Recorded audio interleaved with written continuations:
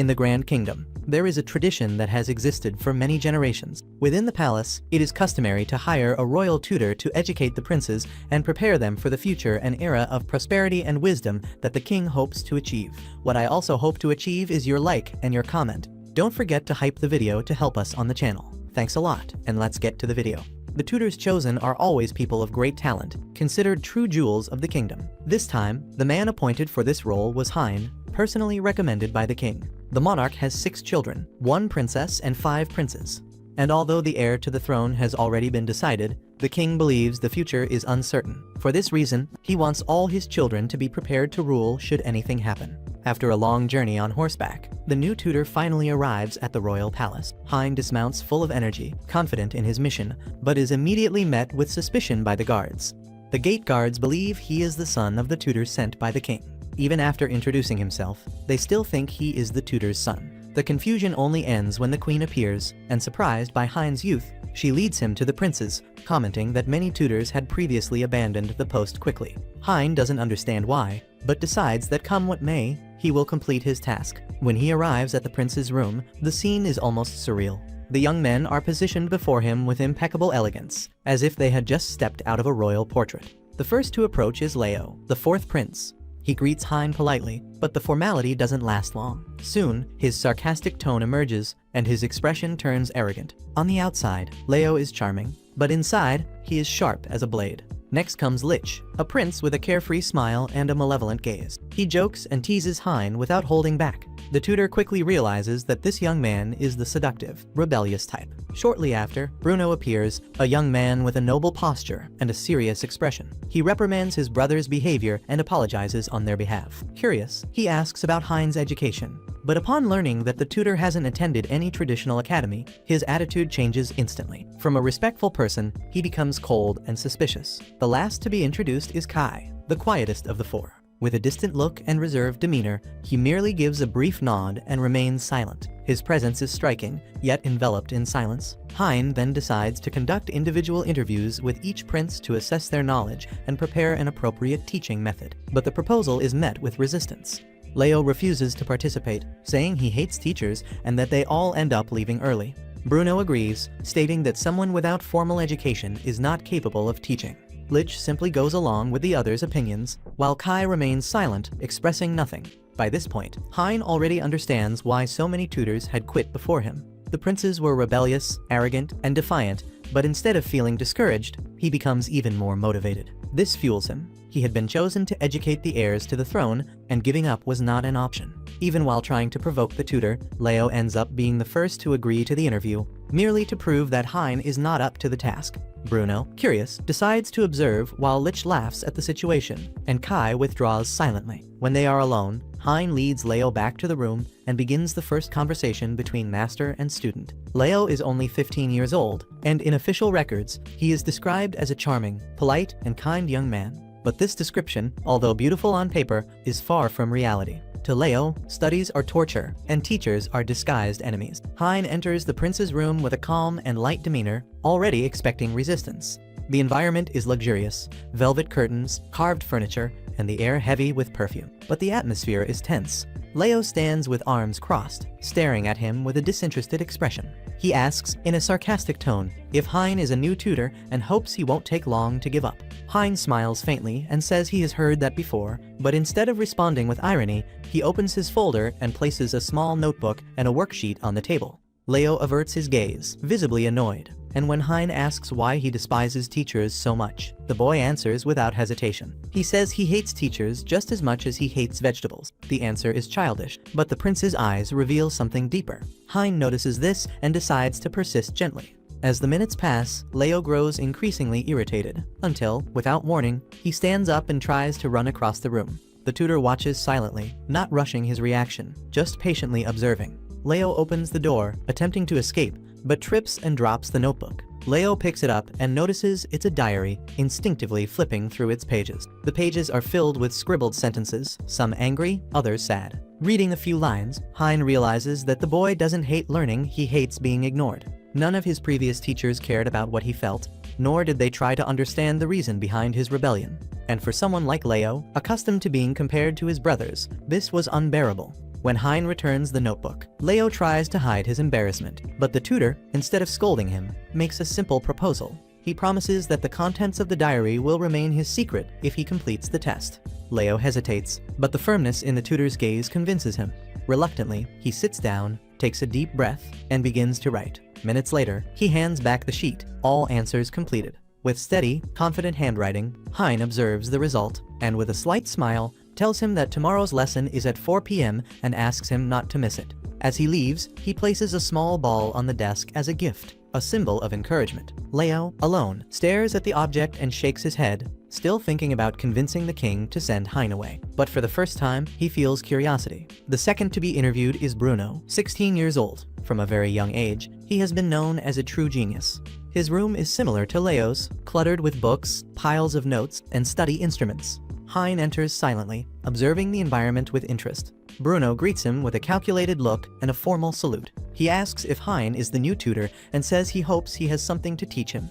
The tutor is calm, almost challenging, and Hine understands that this prince is not rebellious like Leo. He is proud. When offered the test, Bruno does not hesitate. He takes the sheet and writes quickly, handing it back in a few minutes without a single mistake. He asks if the teacher is satisfied, crossing his arms, but Hine does not rush. He notices something between the lines. The young man does not just want to prove his intelligence, he wants to be recognized for it. Bruno then proposes another test, a challenge he considers infallible, a chess match. He confidently says that a man's mind is revealed on the board. The game begins, and at first, Bruno easily dominates, displaying his superiority with every move. But Hine remains calm, moving his pieces with precision, almost poetically. And when the prince least expects it, he is in checkmate. Bruno pales, incredulous, and tries another challenge, music. He picks up a violin and hands another instrument to Hine, proposing that they play together. Once again, the tutor performs perfectly, maintaining the rhythm naturally. Finally, Bruno brings the ultimate test, with no complex questions, written in 5 different languages. But Hine answers them all, one by one, even correcting small spelling and logic errors. Silence fills the room, and for the first time, Bruno appears truly lost. All the confidence that had always accompanied him dissolves into doubt. Hine notices this and gently tells him that he has an extraordinary gift, but knowledge only flourishes when shared. The prince looks at him, surprised no one had ever told him this before. Hine continues, explaining that a true scholar is not the one who wins, but the one who continues learning, even when they believe they know everything. These words resonate, and Bruno stands, taking a deep breath, and with a slight smile, inclines his head, saying he accepts the lessons of Master Hine. Even with the tutor refusing the title of master, the young man's respect is sincere, and at that moment, something changes. Pride gives way to admiration, and Hine has not only earned a prince's obedience, he has earned his trust. The third prince to be interviewed is Lich, a young man known throughout the kingdom for his irresistible charisma. He is known as the People's Prince, the kind of person who shines anywhere, adored by everyone, especially admired by women, and always surrounded by laughter. Even as a member of the royalty, Lich often sneaks out of the palace to walk the streets, blending with the people as if he were a common citizen. But behind this lightheartedness, there is more to him. When Hine arrives at his door, he immediately notices the difference. The prince's room is vibrant and chaotic, colorful fabrics hanging from the windows, expensive perfumes scattered everywhere, and a faint aroma of wine in the air. 3 young ladies, friends of the prince, appear behind him, laughing and whispering. They had heard that the new royal tutor was at the palace and wanted to meet him. Lich just laughs at the commotion, clearly enjoying the situation, while Hine maintains his composure. Noticing the tutor's discomfort, the prince asks the guests to leave. When the room finally falls silent, Lich leans back on the sofa, watching Hine with a curious gaze. The tutor opens his folder and calmly explains that he came only to conduct a brief interview and nothing more. Lich shows little interest and ends up joking and teasing, constantly changing the subject, avoiding every attempt at a serious conversation. He says with a smile that teachers are far too formal and should relax a bit. The tutor sighs. He knows he's facing someone who hides behind humor to avoid being analyzed. When Hine hands him a simple test, Lich completely ignores it, preferring to tell stories about his adventures outside the castle. After a while, Hine decides to end the attempt and prepares for the next prince. But before he can leave, Lich calls him back. He asks if he may pose a question, and Hine turns, surprised at the prince's suddenly serious tone. The prince looks at him with narrowed eyes, abandoning his carefree smile. He asks who he really is, since all the other teachers were well-known scholars, famous with titles and honors, but no one knows anything about him. The atmosphere in the room changes, and for a brief moment, Lich's gaze becomes penetrating, almost challenging.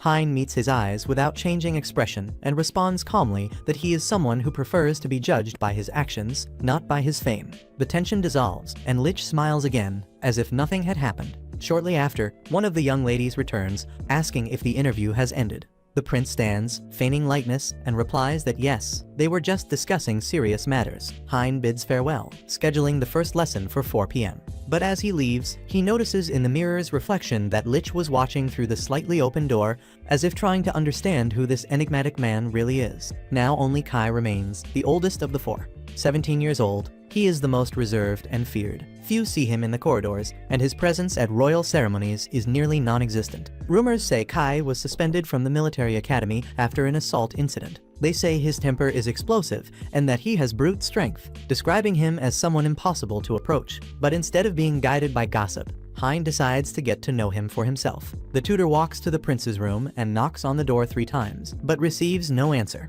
A maid in the corridor shakes her head nervously, saying that the prince had gone out shortly before. Hine thanks her and continues through the silent corridors until he reaches the garden, where he finds Kai lying on the grass in the shade of a large tree, sleeping deeply, a book fallen beside him, and a small dog sniffing around. The scene is so peaceful that it completely contrasts with the prince's reputation for fury. Hine approaches cautiously, fearing to startle him, but the dog begins to bark. Kai wakes abruptly and reflexively gives a light push, thinking he is being attacked. When he realizes it's the tutor, he widens his eyes, visibly embarrassed, apologizing, thinking it was someone else. Hine simply smiles, saying it's no problem, imagining that he's not used to visitors. Kai observes him for a moment and notices something different about him, a contained sadness, a silence that speaks louder than words. While the dog is in his lap, the prince sincerely comments that people fear him, even when he does nothing. Hine sits beside him, looking at the horizon, saying that fear comes from things one does not understand, and suggests that perhaps it is time for Kai to let others truly get to know him. Kai doesn't respond immediately, but his eyes reveal that this is the first time someone has spoken to him without fear of prejudice. Hine does not attempt to force an interview or administer a test, he simply listens. At that moment, the tutor understands something essential. Every prince carries his own wounds, and before teaching, he must learn about each of them. Shortly after the first conversation with Kai, Hine decides to delve deeper into the prince's past. Official documents describe him as someone with a difficult temperament, but this only sparks the tutor's curiosity. Among the papers, he finds mentions of the young man's uncle, a former army officer known for his rigidity and harsh methods. These notes make Hine suspicious. He wondered whether Kai's reputation as a violent prince came from his actions or from the weight of his family heritage. The very next day, when he returned to speak with him, Hine noticed the prince's gaze fixed on him. For a moment, he thought Kai was irritated, but soon he realized that sharp look was natural. It was simply the way he observed the world in silence. Beneath the cold and distant appearance, there was a boy who didn't know how to express himself. And during the conversation, Kai mentioned in passing a girl named Adele. She is his younger sister, and when he talks about her, his expression changes completely, becoming softer and calmer. Hine realizes that, even though Kai is reserved, there is affection and sensitivity in his heart. Kai confesses that Adele is one of the few people he can talk to without fear of being misunderstood. She has never judged him, she just listens. Hine senses that this is the first time the young man has opened up to someone outside his family. He then proposes a simple written exercise, just to evaluate his reasoning, and Kai ends up accepting, but sleep overtakes him before he finishes. Watching him sleep at the desk, Hine realizes that behind his physical strength and silence, there is just a boy tired of being misunderstood. At that moment, the tutor learns something new, a lesson in empathy and patience, which would become essential for dealing with the princes. In the following days, Hine prepares the first group lesson. He had already interviewed the 4 princes, and now the challenge would be to bring them all together in the same space. Only 10 minutes remained before the start of class, and Hine was alone in the room, calmly checking the clock. He doubted the princes would show up. After all, each of them had reacted in their own way. As he was about to leave, Bruno hurried through the corridors, calling him Master Hine, not realizing he was still speaking with reverence. The tutor turned and smiled discreetly, and Bruno, out of breath, explained himself. He thought he should arrive 10 minutes early to review the material, and Hine gently corrected him, saying there was no need to call him Master in front of his brothers, since they were still adapting to him. Shortly after, the door opens again, and Lich enters, pushing the door with his shoulder, smiling as if he were going to a party. He greets everyone informally, which makes Bruno raise his eyebrows, clearly offended, telling him to show respect. Lich doesn't even care, saying he doesn't need to be so rigid. Hine intervenes before the argument escalates. He raises one hand and speaks calmly, saying that it's okay. Hierarchy exists, but respect comes from coexistence, not from a title. The words are enough to silence both of them, and for a moment, the atmosphere feels tense. Until a firm voice echoes through the room. Kai appears at the door, his tone direct, and his presence commands respect. With a serious look, he approaches and positions himself between the two brothers, saying that they are different. But that doesn't mean they need to attack each other. The way he speaks is simple, yet his words carry genuine strength. Lich and Bruno exchange embarrassed glances while Hine watches with satisfaction. Gradually, what seemed like a room full of rivalry begins to balance out. Kai, despite his intimidating appearance, proves to be the most mature of the group. He is the missing link between the brothers, the only one capable of calming tensions when everything seems to fall apart. Then the clock strikes 4, and the first official class begins. But there's one detail: Leo still hasn't arrived. Hine tries to continue with the lesson, but the emptiness on the left side of the room is noticeable. Lich jokes, saying Leo is probably sleeping, while Bruno grows impatient. Determined not to let the class be incomplete, Bruno stands and goes to find him. A few minutes later, he opens a door and finds him there, sitting on the floor, arms crossed, wearing a defiant expression. With a smile, Leo says he came to witness Hine's defeat, thinking no one would show up. Bruno tries to hide his laughter, knowing that his tutor isn't shaken by provocations. Hine simply meets his gaze calmly and, as always, responds that it's good he came, and that no lesson is complete without all of his students. Leo looks away, pretending indifference, but he stays there nonetheless. Even if he doesn't admit it, something makes him remain. And when the door closes, for the first time, all 4 princes are together, facing a mysterious man who chose them again, the tutor who would change their lives forever. Now that the 4 princes were finally gathered, Hine decides to start the first official lesson. The atmosphere is tense, but the playful Lich seems excited, still teasing the new tutor, partly because his friends are enchanted by this twink teacher, which amuses him greatly. Kai, on the other hand, watches Hine in silence, and his calm gaze revealed something unexpected. He felt a certain fondness for this new teacher who showed no fear in front of them. Hine arranged his papers on the desk and smiled, saying he would start the lesson in a simple way. He wanted each of them to complete a test so he could figure out how to adapt the next lesson. For a few minutes, the only sound in the hall was 10 pens scratching paper, and Hine observed them in silence, attentive to every detail. Leo tried to discreetly slip out of the room, but Lich held him by the shoulder, smiling, telling him to stay put, which irritated Leo, but he continued. When the time was up, Hine collected the tests and began grading calmly. The princes looked at each other with curiosity, and the tutor cleared his throat and announced the results. In first place was Bruno with a perfect score. Second was Kai with 87 points, and third was Lich with 70. And finally, last was Leo with 1 point. Silence filled the room until Lich choked on laughter, falling off his chair with his hands over his face. Bruno, surprised, came closer to check the score. Kai just sighed, shaking his head, and Leo shouted that it was impossible, claiming Hine must have graded the test wrong. Hine handed the test back and spoke calmly. All the answers are wrong, except for your name. That's what gave you 1 point. For a moment, everyone held back a laugh, but Lich couldn't. He burst out laughing. Leo turned red with anger and slammed his hand on the chair, telling him to stop laughing.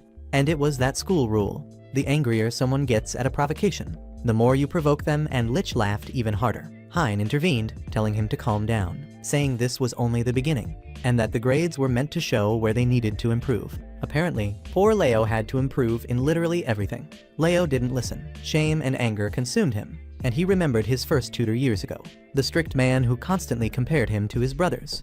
Leo could never keep up with Bruno, the prodigy, and the tutor pressured him until he cried. One day he finally exploded, and from that day on, he hated not only studying but anything related to teachers. Hine sensed the pain behind his behavior and made a decision. He wouldn't insist with words. He would show through actions that he was different. The tutor approached the window and said he was not his enemy and wanted to help.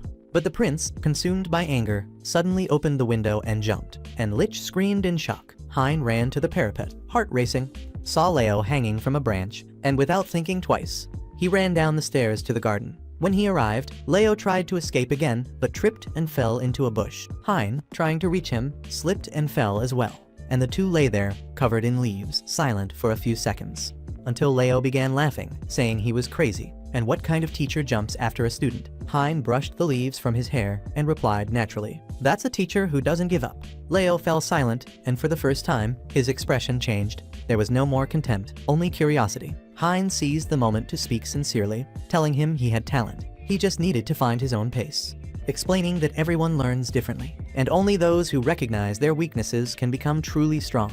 These words echoed in the boy's heart, and he took a deep breath and, for the first time, lowered his head, saying he would try. Hine smiled, and that was the first step of trust between master and student. Meanwhile, in the palace, everyone panicked. 2 princes and a new tutor had been missing for hours, and Bruno tried to go search for them, but the guards stopped him. The tension rose, but soon everyone breathed a sigh of relief when they saw Hine and Leo returning through the main gate. Hine was escorted by a maid to the room the king had prepared for him. A huge, luxurious space with golden curtains, and a bed so large it seemed to swallow whoever lay in it. He tried to sleep but felt uncomfortable in that excessive luxury. During the night, he rolled over and fell to the floor, sleeping next to the bed. The next morning, the maid entered and was startled not to see him in bed.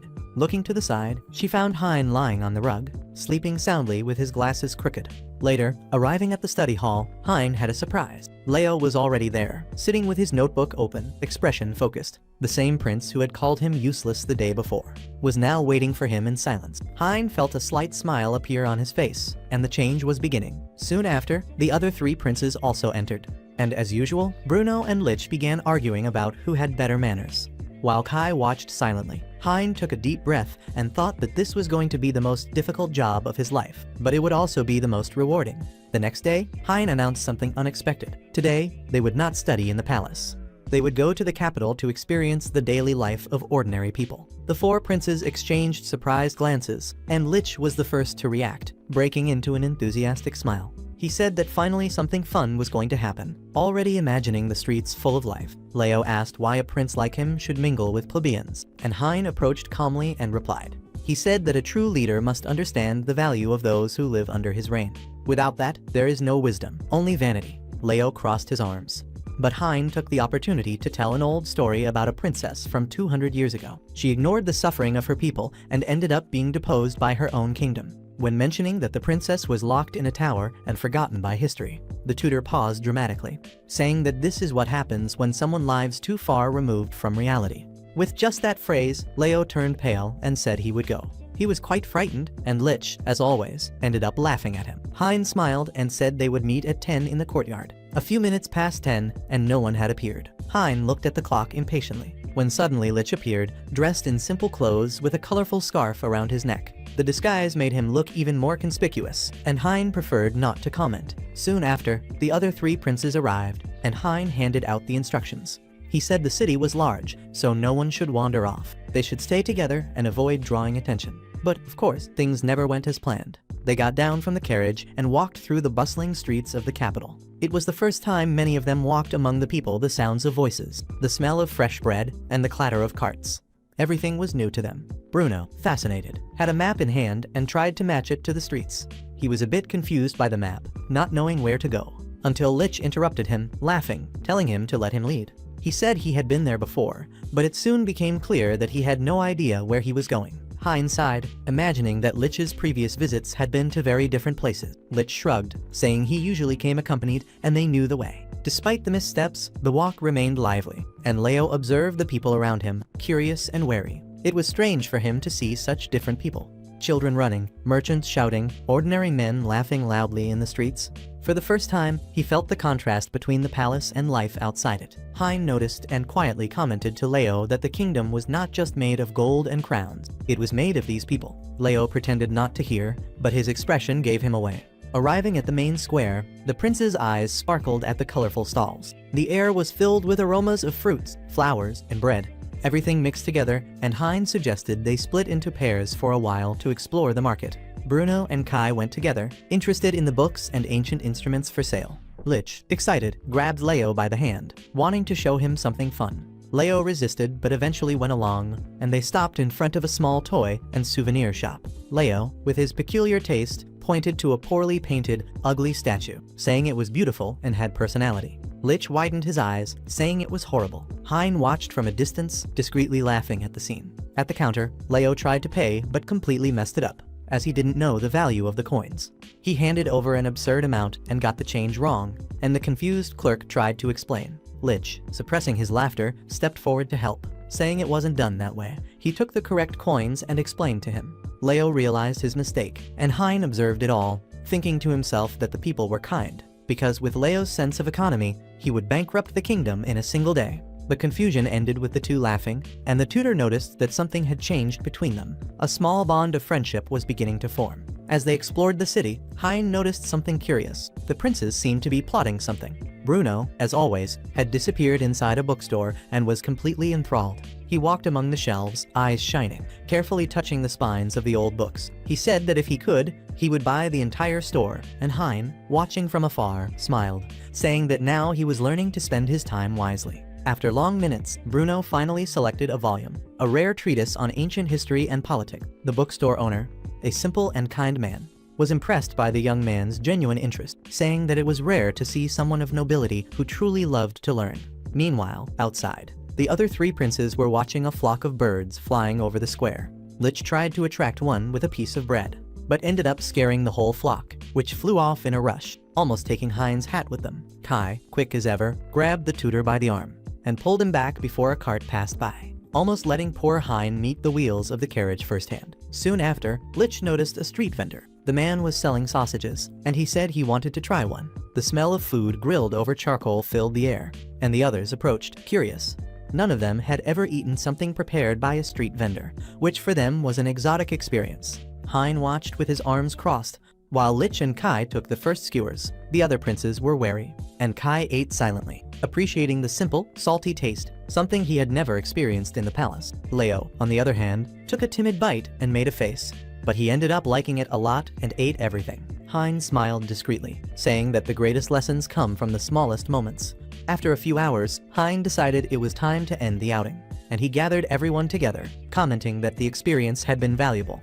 The four agreed in their own ways, and for the first time, Leo seemed to be thinking beyond himself. As the carriage returned to the palace, the sun began to set, painting the sky gold. Hine, tired but satisfied, realized something. This was not just any outing. It was the first step in transforming four young princes into true men. Suddenly, an elderly woman with white hair and slow steps was crying desperately. A thief had just snatched her bag and was fleeing through the crowd. Instinctively, Leo stepped forward, his eyes burning, saying he would go after him. Kai grabbed him by the arm, and before Hine could react, Kai chased the thief. He caught him, retrieved the bag, and knocked him down. When he returned to the square, all eyes were on him. The elderly woman, moved, held his hands with gratitude, thanking him and giving him a small bag of sweets as a reward.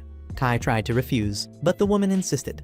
Leo, watching from afar, approached and received another sweet from the woman. Leo was speechless but moved, as for the first time, he felt he had acted not out of duty but out of empathy. Back with the group, Hine noticed that everyone was quiet and thoughtful. The lively energy from the beginning of the outing had transformed into something deeper, so he decided to take advantage of the moment. He said they had seen both the best and the worst of people that day, saying there are thieves, but there is also kindness, courage, and compassion. In a kingdom with more than 1 million inhabitants, there are more than 1 million ways to live, and it is up to them to find a balance among them all. The princes listened carefully, and Hine continued, saying that their father, King Victor, carries the weight every day of keeping the people happy, and if they ever occupy the throne, they would need to remember that. Silence followed his words, which were full of meaning. They did not respond, but it was clear they understood what he meant. Then Hine noticed a bag hidden among their belongings and asked what it was. The princes exchanged glances and downplayed it, saying it wasn't important, and Hine smiled suspiciously but decided not to press further. Later, back at the palace, Hine decided to take a walk before going to sleep. As he walked down the silent corridor, he heard whispers and quiet laughter. When he opened the door to the room, he was greeted by a shower of confetti, improvised, and the sound of applause. The four princes were there, surrounded by sweets, small souvenirs, and wrapped packages. Lich, with his usual smile, said this was a surprise party to thank him. Hine stood still for a moment, genuinely surprised. Leo, shy, scratched the back of his neck, saying it was their idea, but the smile on his face gave him away. Bruno approached and handed him a small box, and inside was a golden pen. They said they had bought it together for the class notes. Hine held the gift, moved, thanking them, saying he had not expected it. That night was full of laughter, and the tutor, who had been sleeping poorly in his new luxurious bed, fell asleep deeply, surrounded by the gifts and feelings of acceptance. Hours later, in the early morning, Hine was sitting at the table, preparing material for the next lesson. The castle was silent until a sound interrupted the moment. Hasty footsteps, followed by a discreet knock on the door. When he opened it, the tutor was met by a messenger. The man bowed and spoke urgently. He apologized for disturbing at this hour. But the palace's former servant had returned after 6 months of absence, and he wished to see the princes. Hine adjusted his glasses, intrigued, asking who this former servant was. Outside, the wind blew through the windows of the empty corridor. Unaware, Hine felt that something important was about to happen, something that would forever change the course of his lessons and the fate of the princes. Soon after, the early morning sun had risen when Hine was called again to the king's chambers. 2 days had passed since the last meeting, but the atmosphere felt different. As he walked through the palace corridors, he sensed a strange sadness, something heavy, almost melancholic. It was not just his own. It seemed that everyone in the castle shared the same unease. Upon entering the grand hall, he found the 4 princes lined up before the throne. King Victor, known among the people as the god of war, watched silently. Despite the natural imposing presence of his figure, there was something gentle in his gaze. The princes respected him deeply, but that respect came with tension. Being before their father always made them stiff, as if every word needed to be measured. Only Lich, spontaneous among the 4, could face the king lightly, without fear. The silence that dominated the hall was broken only by the king's firm voice.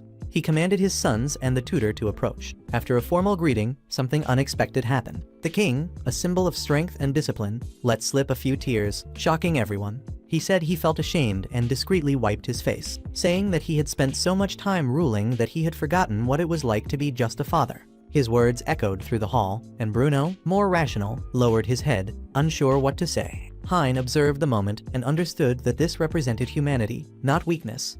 After a few seconds, the king regained his composure, and his voice once again sounded with authority. He said that now he would speak as sovereign to his subjects. The king opened the report submitted by Hine and began to examine it carefully. One by one, he pointed out the strengths and weaknesses of each son. Bruno had admirable intelligence, but pride still dominated him, and true wisdom requires humility. Lich has charisma and power, but he needs to learn to use it with purpose.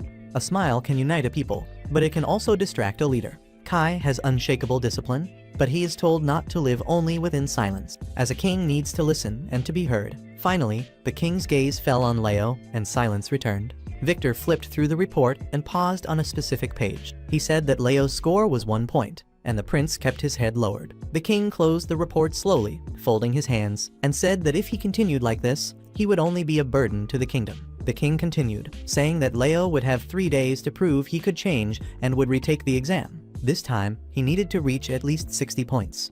Otherwise, he would lose the right to succession. The hall went silent until Hine showed surprise. He asked if it really was only 3 days, and the king responded firmly that it was, saying that he was the tutor and would accompany him during this period. He told him to learn the value of effort, and Hine bowed, saying it would be done. Leo, on the other hand, simply agreed with his father, and the disappointment on the king's face was evident. But deep down, Hine realized it was not disinterest, it was the fear of failing again. From that moment, Hine and Leo isolated themselves in the study chambers, and the tutor began by assessing the prince's true level of knowledge. The result was disastrous. He asked how much 1 + 1 was, and poor Leo answered 3. Hine let out a long sigh, saying this would take time, and the brothers watched the scene in astonishment. Bruno covered his embarrassed face, and Lich laughed until he choked. But Hine did not lose his calm. He realized that the best way to teach Leo was to make learning fun and practical. He began relating math to everyday things, saying, "If you have 2 pies and eat 1, how many are left?" Leo replied,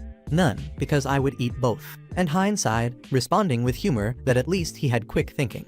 Even among jokes and confusion, Leo began to get involved, and gradually, he started gaining confidence. During breaks, his 2 brothers also helped, albeit in very different ways. Bruno tried to teach formulas, and Lich made silly mental math competitions. But the true lesson was not in the numbers, but in determination. At the end of the second day, Hine evaluated the students' progress, and Leo had improved, but the result was still modest 15 points. Even so, there was something new in his eyes. He didn't want to give up. Before, he would have thrown everything away, but now he wanted to try to become someone new. Hine smiled proudly, saying that this was the first step toward change. That night, the tutor insisted that he rest, saying that effort is important, but studying while tired leads nowhere. Leo didn't want to at first, but he eventually agreed. As the prince fell asleep over his books, Hine looked out the window and whispered to himself that he would succeed. The next morning, the entire palace was silent. It was the day of the exam, and Leo entered the room with a determined expression, his brothers watching from a distance. Bruno gave a subtle nod of encouragement, and Lich shouted, "Go, champion!" Hine handed him the papers and, before starting, spoke calmly, telling him not to think about the score, just to give his best. During the exam, time seemed frozen. The sound of pens on paper was the only noise. When it was over, Hine collected the answers and spent hours checking every detail. Finally, the result came out, 59 points. The room erupted in celebration. But Leo lowered his head, saying he was 1 point short. Hine reviewed the answers again and noticed something. One question had been marked wrong, but the answer was correct. Only the writing was in a different format. He looked at the king, apologizing to his majesty, and smiled, saying that there had been a mistake and the correct score was 60 points. The hall erupted in cheers, and Leo stood still, too surprised to react. The king rose and approached his son, saying he was proud, and that for the first time he saw a man where there had once only been a boy. Leo couldn't hold back his tears. He extended his hand. Hine grasped it firmly, and the prince smiled emotionally, thanking his tutor. That night, the king summoned Hine, and when the tutor arrived, he found a bottle of wine on the table and only 2 glasses. The king received him with a smile, saying that he had accomplished something no one else had before. He said that his children respected him and that Leo had finally found his path. Hine replied that he had only helped him believe in himself. The king then poured the wine and raised his glass, saying they should toast, not as king and tutor, but as 2 men who share an ideal, as heirs who love the kingdom as much as the people who inhabit it. That day, after being excused for a few hours, Hine walked through the city. He needed to buy materials and books for the next lessons. But what caught his attention was the smell of freshly brewed coffee coming from a corner. He decided to enter a simple but busy and welcoming cafe. As he approached the counter, he was served by a young man with a familiar appearance. Golden eyes, light hair, and a charming smile. It was impossible not to recognize him even in disguise. This employee was Prince Lich. Hine froze for a few seconds, asking what he was doing there. Lich blinked and replied naturally that he was working, asking if he wanted a coffee. Hine widened his eyes, asking if this was a joke, but Lich said no, that this was his job. While Lich served with surprising professionalism, Hine tried to comprehend the absurd situation before him. The young prince, known for his carefree behavior, now wore a waiter's uniform and attended to customers with genuine friendliness. For a moment, the tutor thought it might be a staged scene, but the reaction of the rest of the staff made it clear. No one there knew that this charming employee was actually one of the king's sons. When Hine tried to question Lich, he just smiled, saying that people think he looks like a prince, but he only serves coffee. The tutor huffed, crossing his arms, saying that he was playing with fire, and that if the king found out, it would cost him dearly. Lich looked at the floor and replied that he knew, but that this was the only place where he felt free. And those words silenced Hine. While the two talked, a commotion started at one of the tables. 2 young men argued and ended up pushing a woman who fell and got hurt. Before Hine could react, Lich leapt over the counter and ran to them. With quick and precise movements, the prince knocked down one of the aggressors and restrained the other without unnecessary violence. With just technique and control, the scene was so elegant that it drew applause from the audience. Hine, impressed, said that he had truly grown a lot. Lich straightened his uniform and replied with a smile that he had learned to care for others, even if it meant keeping a few secrets. But the brief moment of glory ended. As he picked up a fallen tray, Hine saw a note fall from his own pocket, which Lich accidentally picked up. It was a confidential document about the tutor, something that could never be read by anyone. At the end of the day, Lich's disguise was finally discovered, and a palace informant alerted King Victor, who demanded to see him immediately. The atmosphere between father and son was tense, almost explosive. The king considered it irresponsible, and Lich responded without hesitation, saying that there was nothing wrong with working. He was just trying to live like ordinary people, and the king clenched his fists, saying that his life has value and that such risks were unacceptable. Lich retorted, asking for whom his life had value. For the throne, for the family name, or for himself. The king replied that it was for the entire kingdom, and the silence that followed was heavy. Lich took a deep breath, trying to hold back his tears. He only wanted his father to recognize him for who he truly was, not just as a charming prince. And the king only wanted him to understand the weight he carries on his shoulders. The discussion ended when Lich turned his back and left the room in anger, shouting that his father would never understand him. Hine, who had witnessed everything, remained silent as the exhausted king placed a hand on his forehead, saying that his son was just like him when he was young, and that was what frightened him most. The next day, to everyone's surprise, the king himself went to the cafe. The kingdom accompanied him, trying to convince him that it wasn't necessary. But the king said that a father must face the mistakes of his children, including his own mistakes. When they arrived, the reaction was immediate. The customers were stunned to see the king enter the small establishment. The manager, panicked, tried to kneel, but King Victor stopped him. With a smile on his face, he said that he had come just to talk. Lich, who was serving the table, froze at the sight of his father. He asked what he was doing there, and the king, calmly, put on an apron, saying he was working.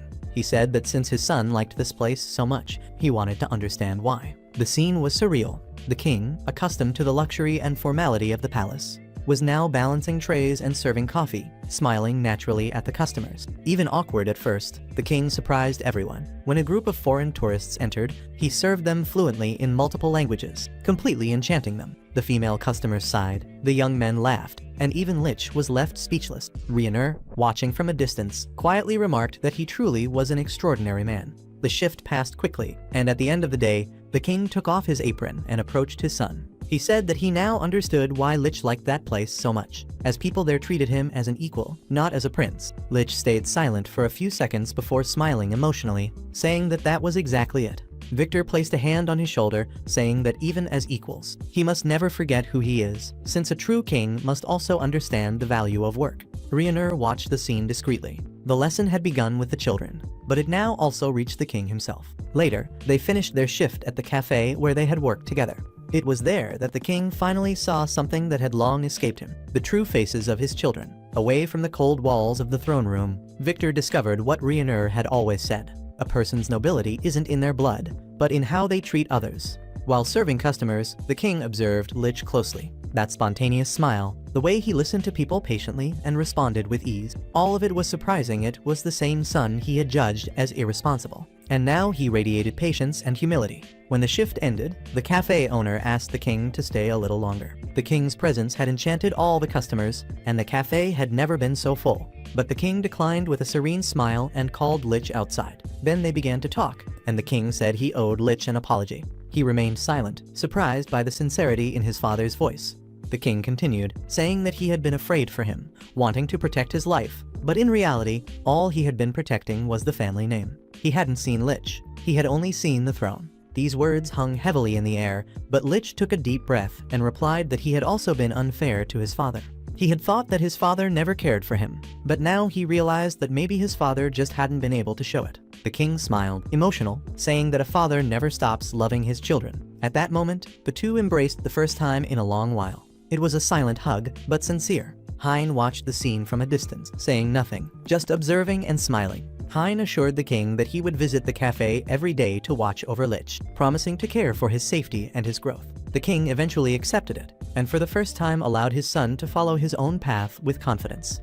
The tutor recognized that each of the princes had a different talent and was determined to help them flourish. A few days later, Hine called the 4 princes for a special meeting. It was time to put them in a practical situation, a kind of moral exercise about responsibility and leadership. The tutor presented a hypothetical case. A local shop was facing serious difficulties and needed financial assistance.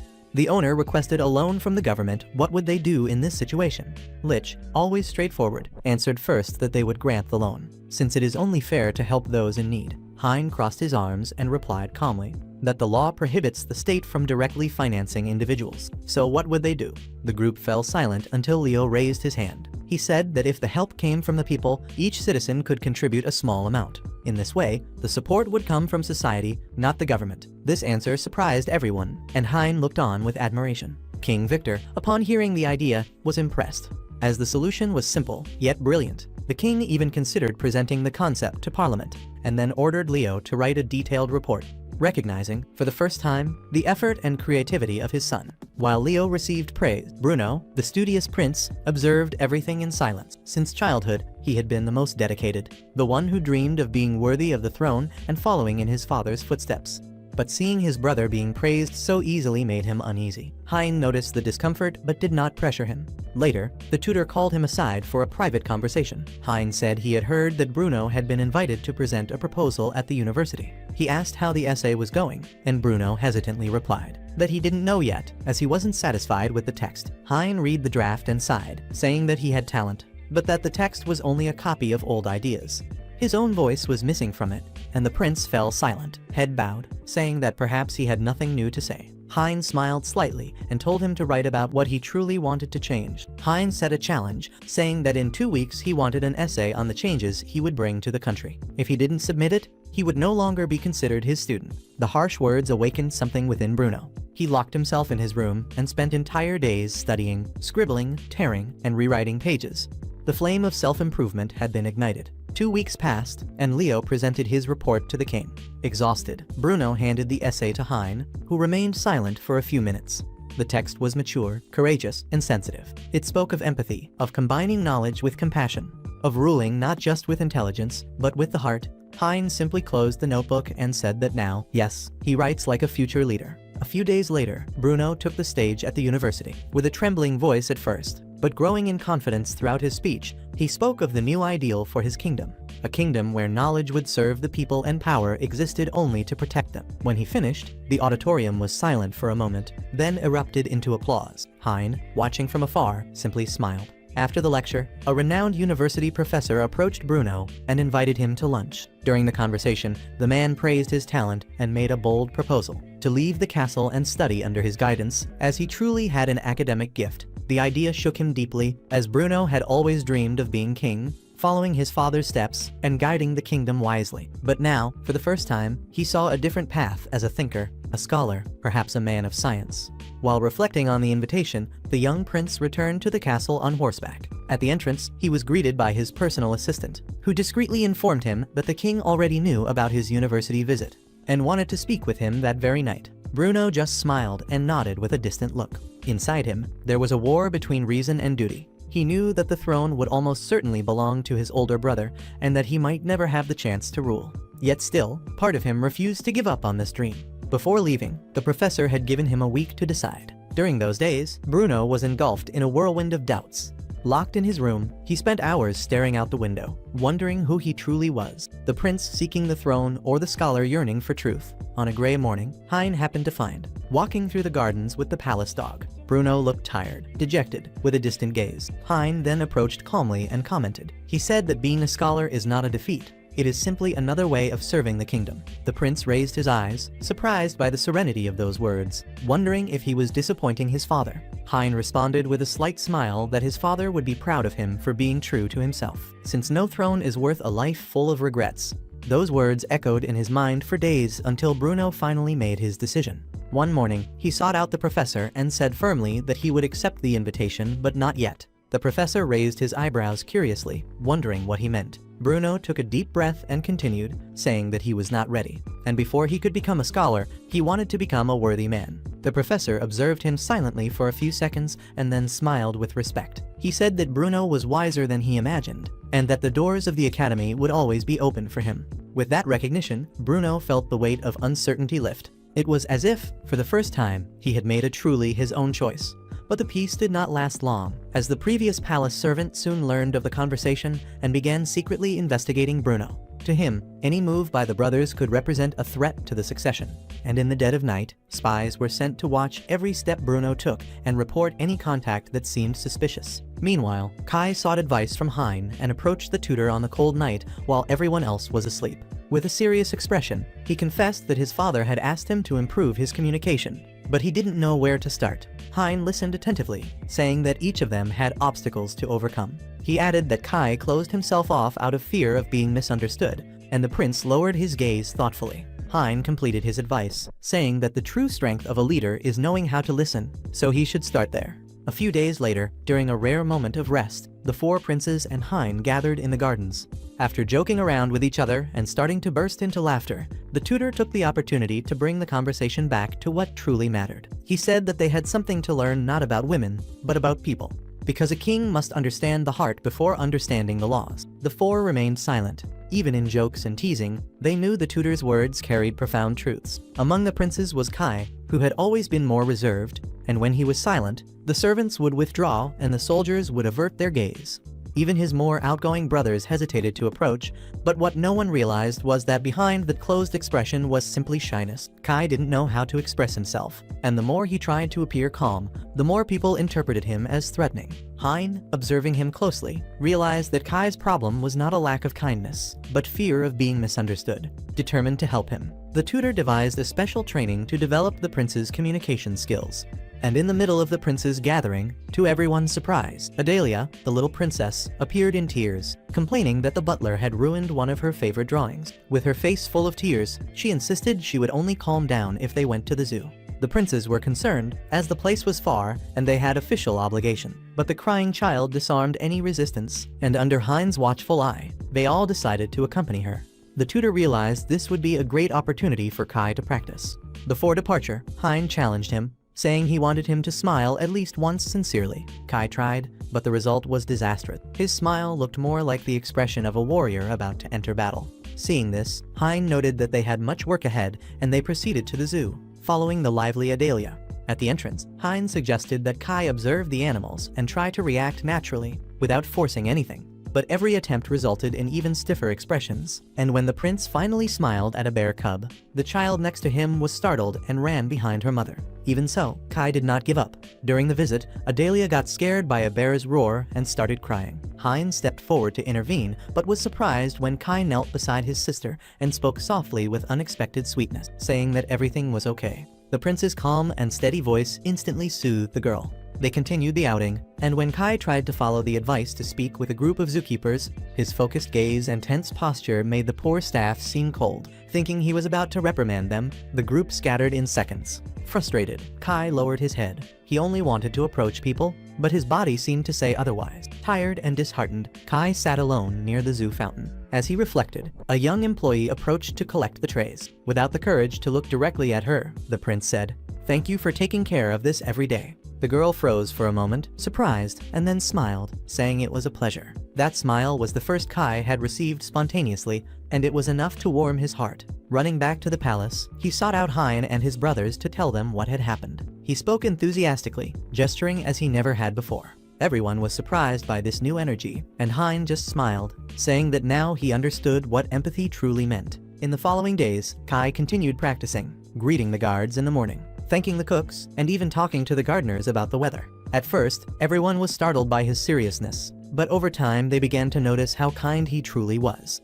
Even Princess Adalia, seeing her brother smile genuinely for the first time, ran to hug him. Hine watched everything from a distance, proud. A few days after the peaceful visit to the zoo, unexpected news shook the palace. One morning, King Victor summoned everyone for an urgent meeting in his audience chamber. The atmosphere was heavy, and the king's expression revealed concern. On the table lay a copy of the most influential newspaper in the kingdom. The headline displayed something no one expected to see. A scandal at the Royal Military Academy, princes accused of assault and corruption. The article described an alleged incident that occurred the previous year, when Bruno and Kai were still studying at the academy. According to the report, both had supposedly used their positions to intimidate teachers and manipulate grades, threatening those who opposed them, even injuring classmates. The reporter claimed that the case was covered up by the government, and that a student had been seriously injured and expelled to protect the royal family. The reading left everyone silent, with Kai keeping his head low while Bruno clenched his fists. He was the first to react, saying that it was a lie and that neither of them would ever do such a thing. Victor just observed with a grave expression, but without changing his tone, saying he understood the outrage, but the press is free, and he could not silence it. Then the king turned to Kai, who remained still, and asked what really happened that day. Kai lifted his gaze, and there was pain and regret in his eyes, but also unwavering firmness. In a low voice, he recounted what truly happened when he entered the academy. Kai had been avoided by nearly everyone, and his reserved behavior made others see him as arrogant. Bruno, more sociable, always tried to defend him, but ended up becoming the target of the same attacks. The group of students began to provoke, then insult, and finally attack them. One day, seeing his brother being beaten in the back of the courtyards, Kai lost control. Consumed by rage, he reacted and seriously injured one of the aggressors. Horrified by what he had done, he tried to restrain himself, but it was too late. The incident ended up tarnishing their reputation, and Bruno, overcome with guilt, left the school alongside him. As Kai spoke, Hine listened attentively, and Victor remained silent. When the prince finished, the king merely said that if this was the truth, he had only acted out of a noble reason. Kai agreed without trying to justify himself, but added that the violence had still been his choice, and he would accept any punishment the king deemed fair. The king sighed and said that justice is not only in punishing, but in understanding. And what needed to be done now was to clear the family's name, and most importantly, Kai's name. The king then ordered Hine and the princes to write a formal letter to the newspaper demanding a retraction. But until the truth was clarified, he requested that Kai remain away from public events. Despite the decision, Kai wanted to confront his past and face the student he had injured. With Hine's support, he asked the king for permission to meet with the involved student. Victor hesitated, but in the end, he agreed. As long as Hine accompanied him, a trusted soldier would also go to ensure security during the meeting. Then they set off on the journey. After some time, they arrived at the house. The soldier went in first to try to prepare the conversation, and minutes later, strange noises echoed from inside. Hine and Kai ran to the door and found the place empty. A man awaited them in the hall, sitting in the shadows. It was the same student from the past, but his gaze was no longer that of a young man. It belonged to someone consumed by resentment. The conversation began tense but polite. The ex-student explained that he had never recovered from what happened. He was expelled from the academy, rejected by his family, and unable to find work. He had come to blame the princes for all his misfortunes. While Kai, with his head held high, responded calmly. He said he hadn't come to justify anything, but to accept whatever the man wanted to do with him. The words sounded sincere, which only enraged the young man further. Suddenly, he pulled a gun from his coat, and in an instant, other men appeared around them, surrounding the place. Hine tried to intervene, but was overpowered along with Kai and the soldier. The three were taken to a damp basement and locked inside. Outside, the attackers planned to take photos of the prisoners to blackmail the king. Even chained, Kai remained calm, and Hine watched him with intrigue. The kidnappers entered and began to taunt them, wanting to see them scream, beg, and lose control. But Kai just stayed on the floor, silent. When one of them raised the gun to threaten Hine, something inside Kai snapped. He stood up with fists clenched but restrained his impulse. He took a deep breath and, with a calculated movement, used his own chains to disarm the attacker without harming him. The noise drew more men, and in seconds, they were surrounded by 4 armed criminals. Hine and Kai exchanged a look. There was no fear, only determination. The tension reached its limit when the thugs tried to force them to falsely confess to the crimes. But Kai refused, saying the truth cannot be changed by force. The ex-student, consumed by rage, pulled the trigger, and at that moment, Hine stepped in front. Before the man could react again, palace guards stormed in. The king had followed the clues left by the tutor and sent reinforcements. The criminals were taken away, and the scandal was finally revealed to be a political trap to tarnish the royal family's name. A few days later, the same servant from before, the personal advisor to the first prince, approached Hine. He found him on the street, carrying a stack of reports, saying the king wanted to see him. He spoke in a tone that seemed to hide something, and during the ride back to the palace, the servant appeared quite friendly. He commented on the prince's progress, how much everyone had matured since Hine's arrival. But behind that polite smile, there was something else, as if every word had a second purpose. He asked who Hine really was, since everything had changed since he appeared. The tutor remained silent. He knew where the conversation was heading, and had no intention of answering. The servant laughed, saying he had already investigated Hine's past and discovered that before being a tutor, he was a teacher at a monastery. Hine stopped walking for a few seconds, but kept his gaze fixed forward.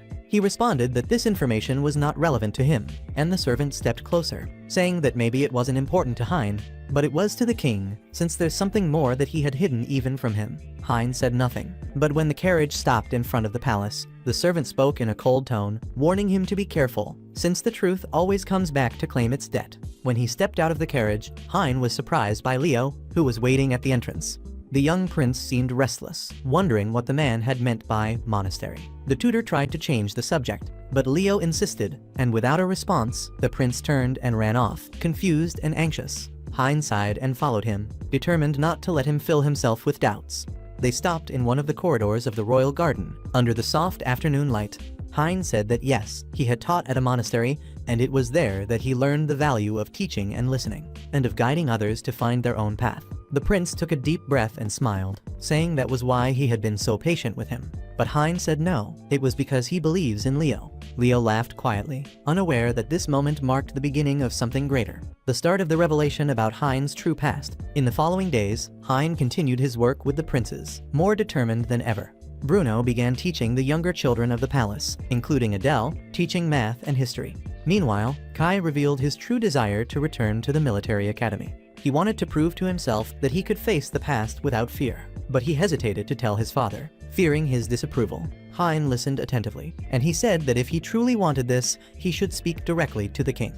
Kai agreed, and for the first time, he was not seeking Hine's approval, but his own redemption. Finally, Hine visited Lick at his cafe and watched him work from afar, serving customers with his usual gentle smile. When the shift ended, Hine approached and remarked that this place had truly changed Lick. Lick replied that there he had learned the meaning of being worthy of being called a prince. Hine smiled, knowing that slowly each of them was finding their own path. But deep down, he also knew that the time to reveal his own past was approaching. After so many challenges and falls, the four brothers now demonstrated a strong sense of responsibility. And the next morning, the four brothers gathered in secret. Leo, with a concerned look, shared what he had heard from Leo about Hine's past. The others remained silent, as this was too serious to ignore.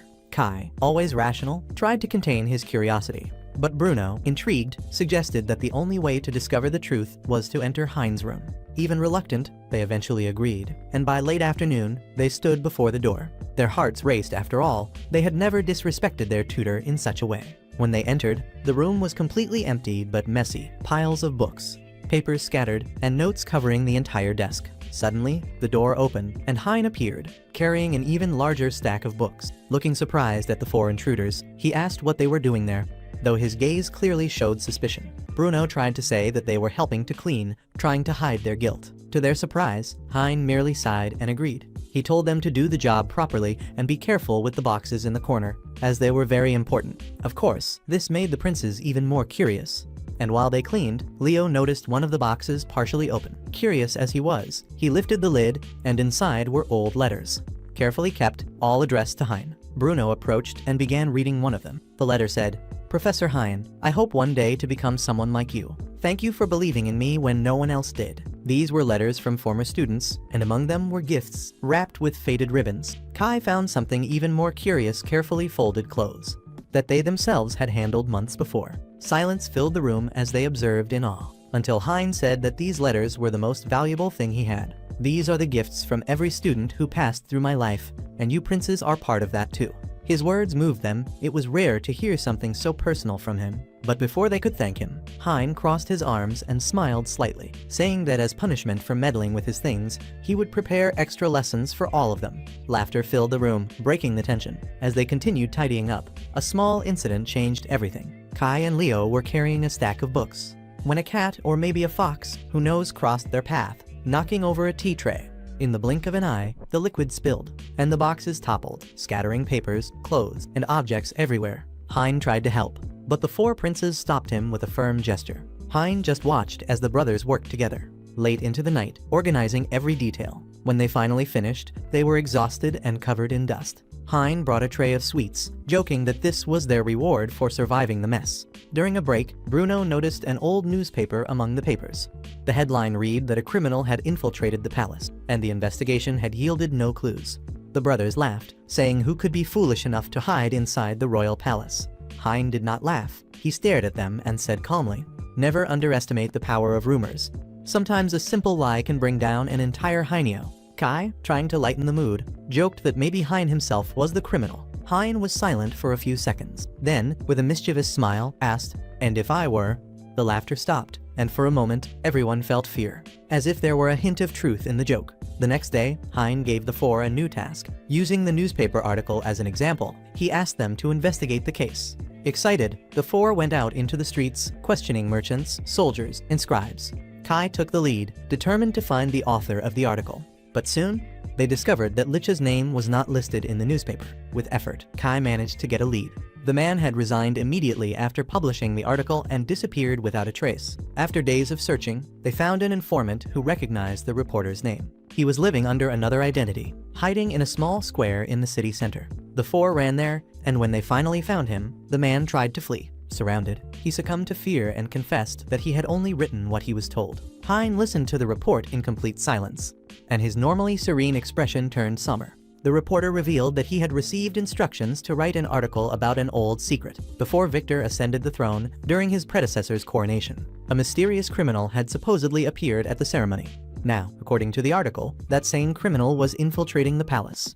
Intrigued, the four princes went to the royal library and began searching the records of crimes that occurred during the mentioned period. After some time, Bruno found a list with the names of those accused of that event. To everyone's astonishment, Hine's name was among them. According to the document, he had been arrested on charges of kidnapping and attempted murder of a prince. The crime had allegedly occurred even before Victor took the throne, and the victim of the attack would have been Victor himself, still young. The four brothers were shocked by the revelation, unable to accept the truth. They immediately gathered to discuss what they had discovered. The conclusion seemed inevitable. The criminal mentioned in the article was none other than Hine himself. Reflecting on the past, they realized that from the beginning, he had always challenged them to investigate the truth on their own, but also warned them never to put themselves in direct danger. Now it all made sense. The true criminal they had been searching for was the very tutor guiding them. Even so, the four still could not understand why Hine had done all that. They decided to seek him out immediately to hear his explanation. But when they arrived at his room, it was empty. Shortly after, they learned that King Victor had returned to the palace. Determined, the princes went to their father, demanding the truth. Before them, the king remained silent, not out of disdain, but because of a promise made long ago.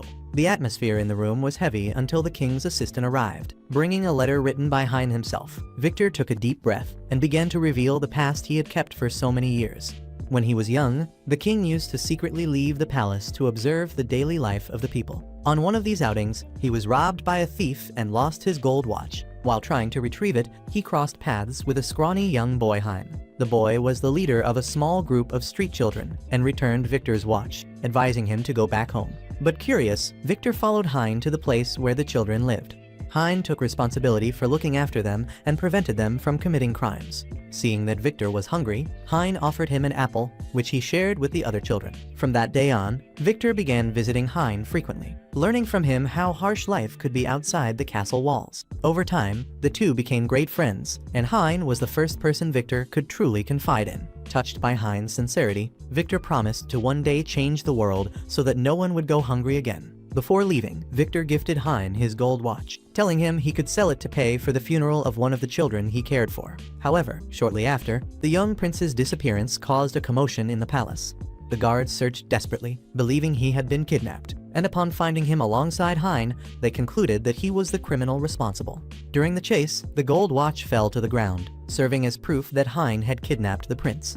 Confused, Hine tried to flee, but a guard opened fire. At the moment a bullet was about to hit him, Victor threw himself in front, protecting his friend with his own body. The chaos led everyone to believe that Hine was using the prince as a human shield to escape. Outraged by the injustice, Hine fought the guards until Victor, desperate, ordered him to stop. Soon after, he was captured and sentenced to death, and during his imprisonment, Hine never complained. He simply prayed in silence, hoping that Victor would return safely to the palace. After the case was resolved, Victor ordered his release, and as a gesture of gratitude, he built a school so that Hine could teach poor children. Over the years, Hine became a respected educator, admired by all. Between him and Victor, a silent agreement arose never to reveal truths about the past. Both believed that this story could cause controversy and damage their royal reputation. However, Hine had made it clear that if the truth ever came to light, he would leave the palace.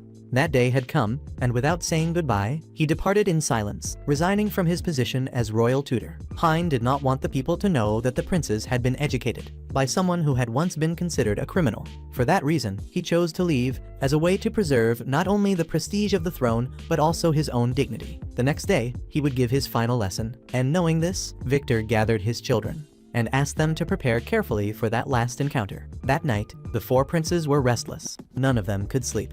At dawn, they went together to the classroom, where Hine was already waiting for them. As soon as they saw him, the four told him that Victor had revealed the whole truth, and that the past had been nothing more than a big misunderstanding. But serene, Hine replied that they should not view the matter solely with emotion. He asked them to try to imagine the situation from a king's perspective. He asked, if a criminal really invaded the palace, what would they do?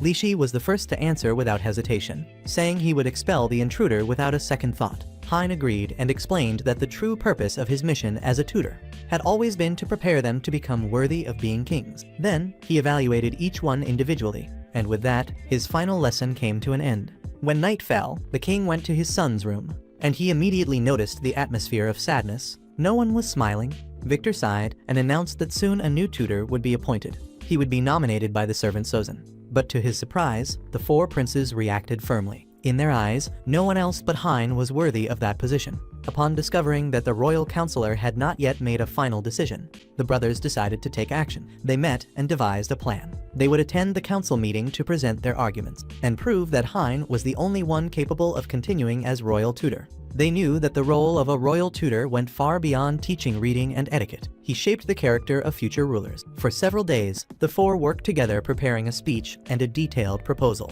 to present before the ministers.